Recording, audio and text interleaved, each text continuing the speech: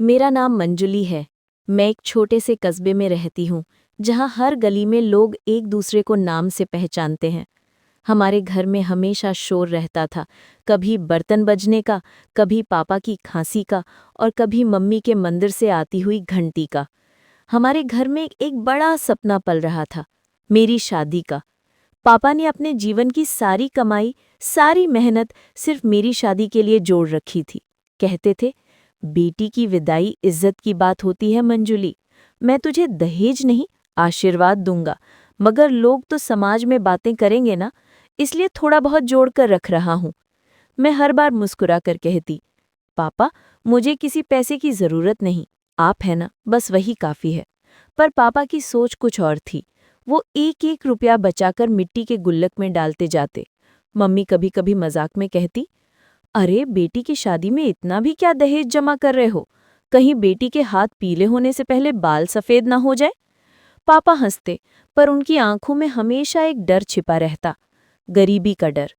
हमारे घर के बगल में ही चाचा का घर था, पापा के छोटे भाई रामू चाचा, जो बाहर से बहुत शरीफ लगते थे पर अंदर से बड़े चालाक थे। जब पापा बीमार पड़े, तब चाचा घर के कागजात संभालने लगे। कहते थे, भाई अब तुम आराम करो, बाकी जिम्मेदारी मैं देख लूंगा। पापा को भरोसा था, आखिर भाई थे। लेकिन धीरे धीरे चाचा ने पापा की जमा पूंजी पर हक जमाना शुरू कर दिया। जो पैसा पापा ने मेरी शादी के लिए जोड़ा था, वो अब चाचा के खाते में पहुंच गया था। जब पापा को ये बात पता चली, उनका चेहरा उतर गया।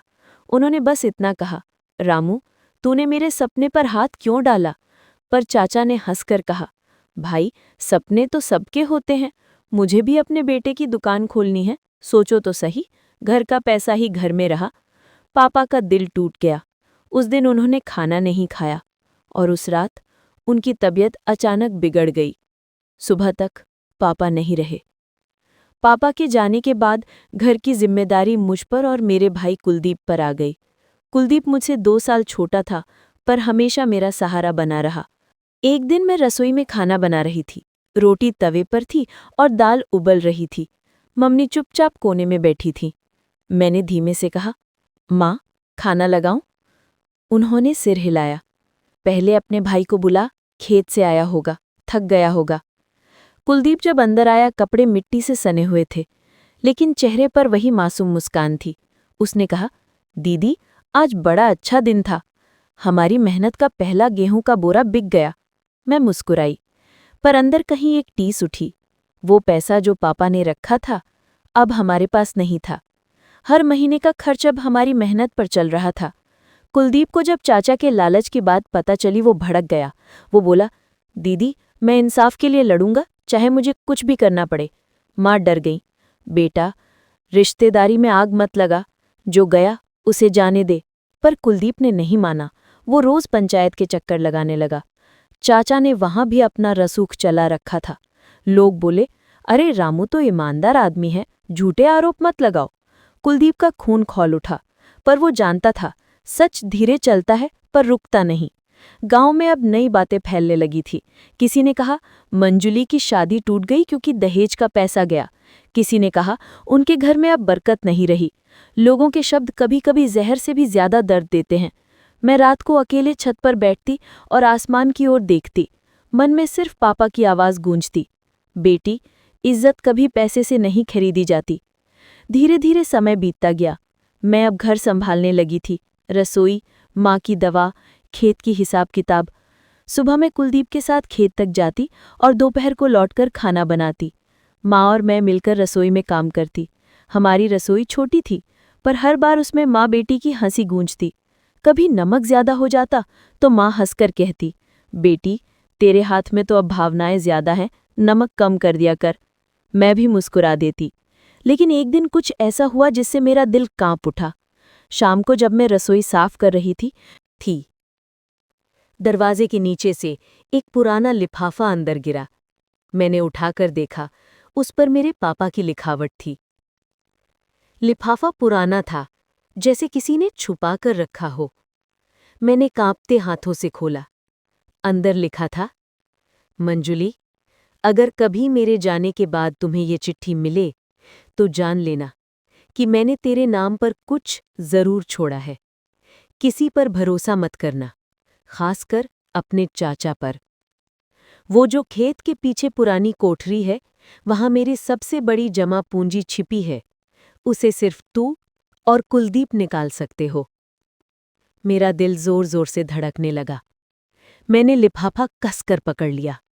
क्या पापा ने सच में कुछ छोड़ा था, या ये किसी ने जाल बिछाया था? उस रात नींद नहीं आई। कुलदीप खेत से देर से लौटा था। मैंने धीरे से उसे चिट्ठी दिखाई। वो बोला, दीदी, अगर ये सच है तो हम सब कुछ वापस पा सकते हैं। माँ को हमने अभी कुछ नहीं बताया।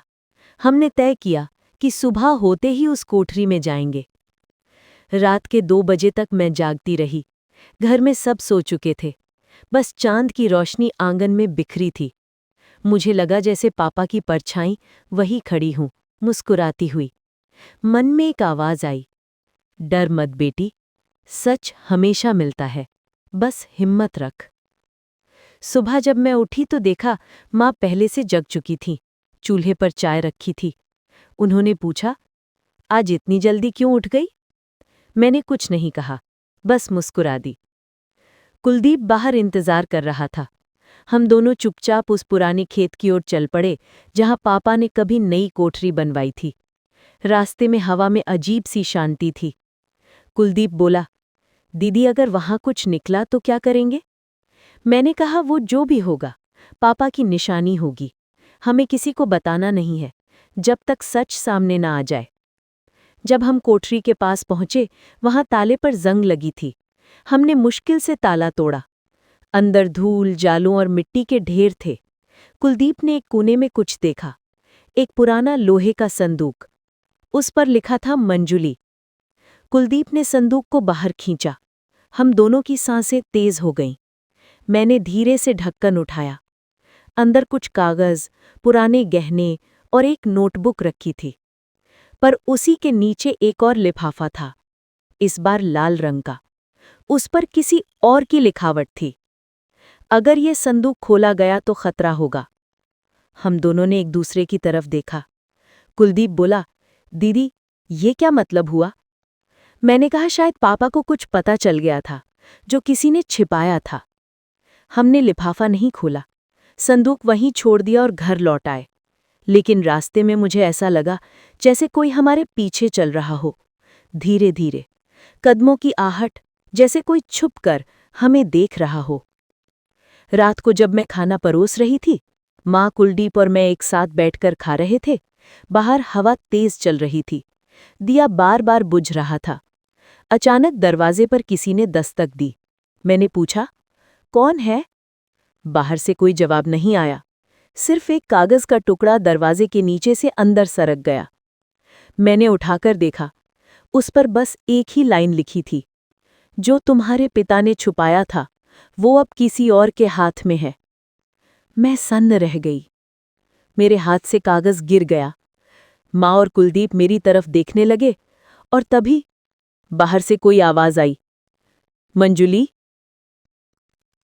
दरवाजे पर वो आवाज सुनकर मैं थम गई। बाहर कोई खड़ा था, पर इतना अंधेरा था कि चेहरा दिख नहीं रहा था। कुलदीप ने जल्दी से लाठी उठाई और बाहर निकला, पर दरवाजे के पास कोई नहीं था, बस हवा में उड़ती धूल और दूर खेतों में झींगुरों की आवाज। मैंने नीचे पड़े उस कागज को उठाया। जो तुम्हारे पिता ने छुपाया था वो अब किसी और के हाथ में है। दिल धड़कने लगा। क्या सच में किसी को हमारे मिलने की बात पता चल गई थी? पर वो कैसे? उस कोठरी का पता किसी को नहीं था, सिवाय हमारे। उस रात किसी को नींद नहीं आई। माँ बिस्तर पर चुपचाप लेटी रही, पर उनकी आंखें खुली थीं। कुलदीप दरवाजे के पास बैठा रहा, जैसे घर की रखवाली कर रहा हो। और मैं बस छत को देखती रही। पापा की वो चिट्ठी बार बार दिमाग में घूम रही थी, किसी पर भरोसा मत करना, खासकर अपने चाचा पर। क्या चाचा को पता चल गया था कि हमने संदूक खोला, या कोई और भी था जो उस पैसे के पीछे था? सुबह होते होते मेरे मन में एक ही बात थी, हमें उस लाल लिफाफे को खोलना ही होगा। अगले दिन कुलदीप और मैं फिर उसी कोठरी में पहुंचे। सूरज की रोशनी अब दीवारों से छनकर अंदर आ रही थी। हमने धीरे से संदूक खोला। कुलदीप ने कहा, दीदी, अगर इस लिफाफे में कुछ खतरनाक हुआ तो? मैंने कहा, खतरा अब चुप रहने में है। मैंने कांपते हाथों से लाल लिफाफा खोला। अंदर कुछ दस्तावेज थे, जमीन के कागज, बैंक की रसीदें और एक छोटा सा नोट। उस नोट में लिखा था, अगर ये कागज किसी और के पास पहुंच गए तो समझ लेना तुम्हारी चाचा ही जिम्मेदार होंगे। मैंने तेरे नाम से बैंक में फिक्स डिपॉजिट कराया है। अकाउंट नंबर XXXX29 और पासवर्ड तुम्हारी माँ का नाम। मैंने एक लंबी सांस ली। पापा ने सच में कुछ छोड़ा था, पर अब वो अकाउंट कहाँ था? कुलदीप ने तुरंत बोला, दीदी, हमें बैंक जाना होगा। हम दोनों अगले दिन कस्बे के बैंक पहुंचे। वो वही बैंक था जहां पापा अक्सर जाते थे। मैंने मैनेजर को चिट्ठी दिखाई। उन्होंने कंप्यूटर में कुछ खोजा, फिर बोले, हाँ, नाम तो है, पर ये अकाउंट डॉर्मेंट है, यानी कई सालों से चालू नहीं हुआ। मैंने कहा, हम इसे एक्टिव करना चाहते हैं, ये हमारे पापा का अकाउंट है। उन्होंने कहा, आपको वेरिफिकेशन के लिए पैन कार्ड और डॉक्स देने होंगे। और एक और बात, किसी ने 2 दिन पहले इसी अकाउंट के बारे में पूछताछ की थी।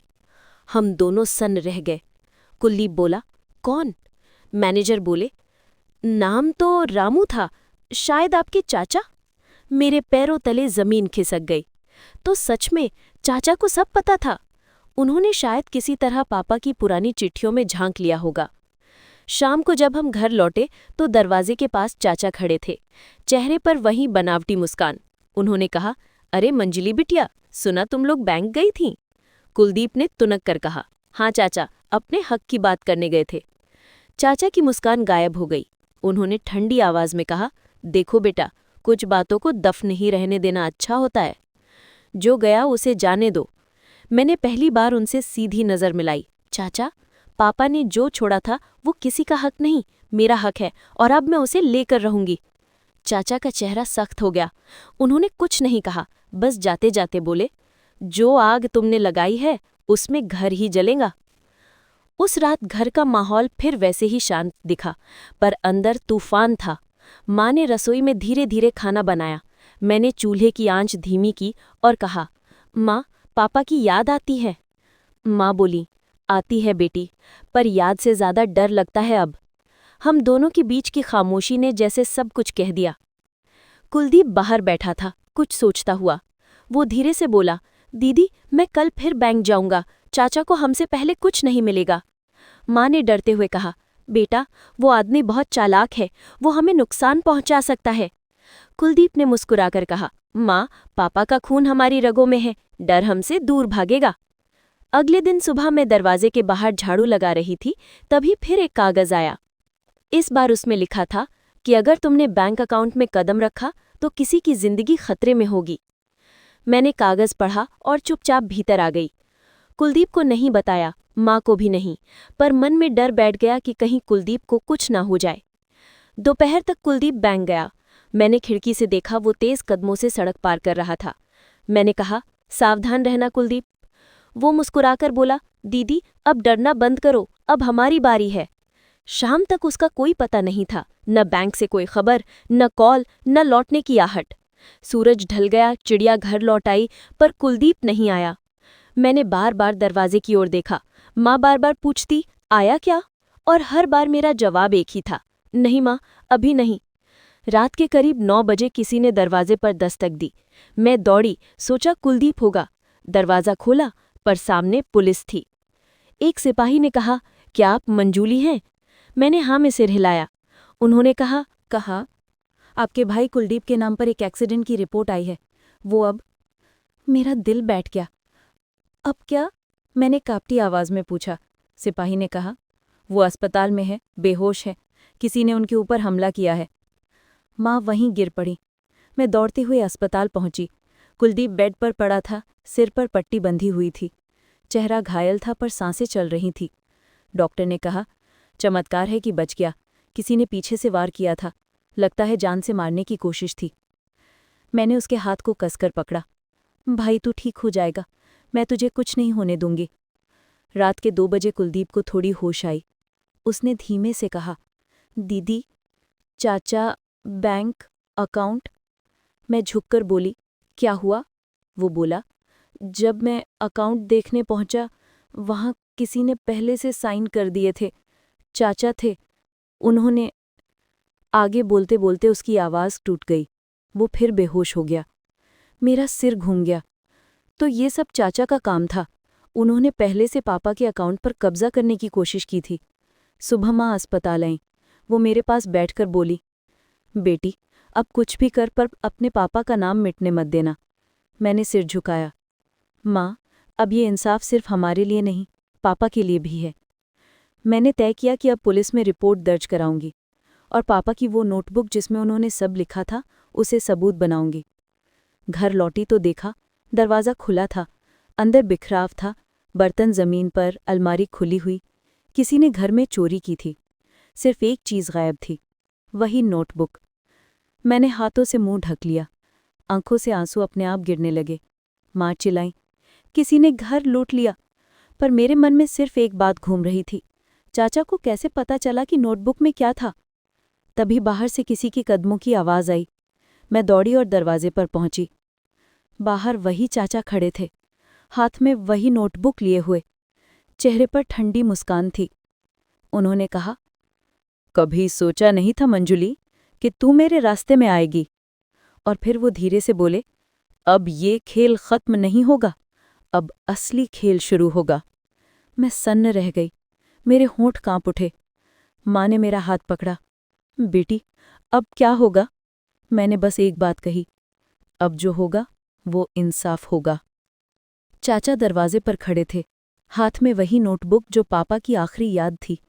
चेहरे पर घमंड भरी मुस्कान और आंखों में चालाकी का चमक।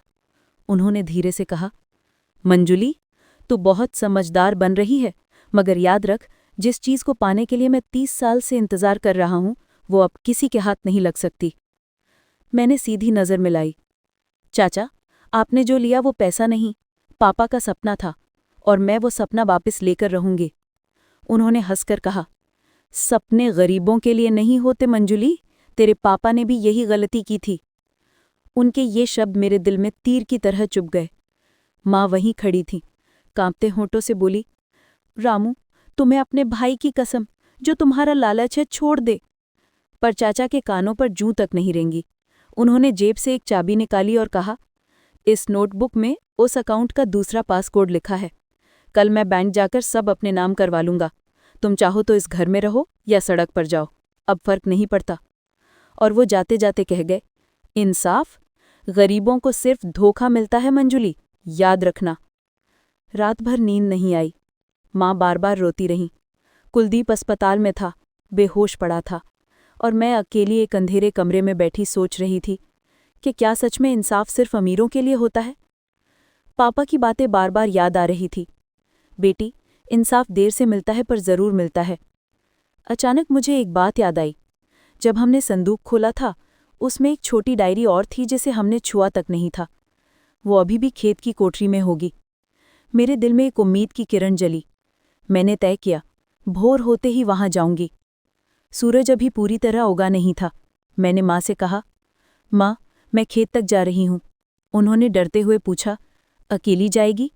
मैंने कहा, हाँ माँ, अब डर का वक्त नहीं रहा। मैं जल्दी जल्दी खेत की ओर चली। पंछियों की आवाज़, ठंडी हवा और दूर से आती बैलों की घंटियाँ, सब कुछ जैसे एक फिल्म की तरह लग रहा था। मैं उस कोठरी तक पहुंची। दरवाज़ा आधा खुला था। अंदर सब बिखरा हुआ था। कोई यहाँ पहले आ चुका था। मैंने चारों तरफ देखा, फिर दीवार के कोने में पड़ी मिट्टी के ढेर को हटाया। वहीं पड़ी थी वो छोटी डायरी। मैंने जल्दी से उठाई और पन्ने पलटे। एक पेज पर पापा की लिखावट थी, अगर मेरे जाने के बाद ये डायरी मिले तो समझ लेना इस नोटबुक के पीछे का सारा खेल रामू के लालच का है। मैंने बैंक अकाउंट पर 2 सिग्नेचर रखवाए हैं, एक मेरा और एक मंजुली का। बिना मंजुली की उपस्थिति के कोई ट्रांजैक्शन नहीं हो सकता। मेरे होठों पर हल्की मुस्कान आई। पापा ने एक बार फिर हमें बचा लिया था। मैं तुरंत बैंक पहुंची। मैनेजर वही थे। मैंने डायरी और पापा की पुरानी नोटबुक दिखाते हुए कहा, देखिए, ये सबूत है कि अकाउंट मेरे पापा ने मेरे नाम पर ही रखा था। मैनेजर ने ध्यान से देखा, फिर बोले, तो इसका मतलब कोई और अगर इस अकाउंट से छेड़छाड़ करने की कोशिश करेगा तो हम तुरंत पुलिस को सूचना देंगे। मैंने कहा, कृपया ऐसा ही कीजिए। उन्होंने सिर हिलाया और उसी वक्त दरवाजे से कोई अंदर आया। चाचा, उनके हाथ में वही कागज थे, चेहरे पर बनावटी मुस्कान। अरे बिटिया, तू यहाँ? मैं भी तो बस पैसे निकालने आया था। मैनेजर बोले, माफ कीजिए, पर इस अकाउंट में ट्रांजैक्शन मंजली के बिना नहीं हो सकता। चाचा का चेहरा उतर गया, वो बड़बड़ाने लगे, ये सब झूठ है, मैंने सब संभाला था। मैंने शांत स्वर में कहा, हाँ चाचा, आपने सब संभाला था। लालच, झूठ और धोखा। लोगों की नजरें अब चाचा की ओर थीं। मैनेजर ने पुलिस को बुला लिया। जब पुलिस पहुंची, मैंने सारे सबूत सौंपे, नोटबुक, डायरी और पापा की चिट्ठियां। थाने में सबके सामने सच्चाई सामने आई। चाचा के साइन फर्जी थे और उन्होंने पापा के नाम पर कई बार बैंक से गलत जानकारी ली थी। पुलिस ने उन्हें हिरासत में लिया। जब वो ले जाए जा रहे थे, उन्होंने मेरी तरफ देखा और कहा, तूने अपनी ही परिवार की इज्जत मिट्टी में मिला दी। मैंने शांत स्वर में कहा, नहीं चाचा, मैंने पापा की इज्जत बचाई है। उस शाम मैं घर लौटी तो माँ दरवाजे पर खड़ी थीं। उन्होंने मेरे माथे को चूमा और कहा, बेटी, तूने जो किया वो हर पिता की बेटी नहीं कर पाती। मैंने कहा, माँ, पापा ने जो हमें सिखाया वही किया। उसी वक्त अस्पताल से फोन आया। कुलदीप को होश आ गया था। हम दोनों भागते हुए अस्पताल पहुंचे। वो मुस्कुराते हुए बोला, दीदी, हुआ ना इंसाफ? मैंने आंखों में आंसू लिए कहा, हाँ भाई, हुआ। अब पापा की आत्मा चैन पाएगी। कुछ महीनों बाद पापा का अकाउंट हमारे नाम हो गया। हमने उस पैसे से ना तो नया घर बनाया, न गहने खरीदे, बल्कि गांव में एक शिक्षा केंद्र खोला, रामप्रसाद विद्या निकेतन, पापा के नाम पर। हर गरीब बच्चा अब वहां मुफ्त में पढ़ता था। माँ रोज मंदिर के सामने दीपक जलाती और कहती, अब तेरे पापा सच में मुस्कुरा रहे होंगे मंजुली। कुलदीप खेत में मेहनत करता रहा और मैं रोज बच्चों को पढ़ाती रही। धीरे धीरे गांव के लोग जो कभी ताने देते थे, अब कहते, मंजुली जैसी बेटी हर घर में होनी चाहिए। कभी जो लोग दहेज की बातें करते थे, अब कहते, बेटी का असली दहेज उसकी हिम्मत है। शाम को जब मैं घर के आंगन में बैठती तो पापा की तस्वीर के सामने दीपक जलाकर कहती, पापा, आपका सपना पूरा हुआ। आपने जो भरोसा मुझे दिया था उसे मैंने निभाया। हवा में जैसे उनका आशीर्वाद घुल जाता। दीपक की लौ हल्के से हिलती, जैसे कह रही हो, मंजुली, तूने सच में इंसाफ पाया। रसोई में माँ रोटियां सेक रही थी। कुलदीप खेत से लौटा, थका हुआ पर खुश। मैंने प्लेट में खाना परोसा। माँ मुस्कुराई, क्यों नहीं माँ, आज हमारे घर में पहली बार सुकून है। दीवार पर लगी पापा की तस्वीर की ओर देखा। उनकी मुस्कान जैसे कह रही थी, बेटी, तूने मेरे सपनों को जिंदा कर दिया। आंगन में चांदनी बिखर रही थी और घर में पहली बार शांति थी। न कोई लालच, न झगड़ा, बस रिश्तों की मिठास।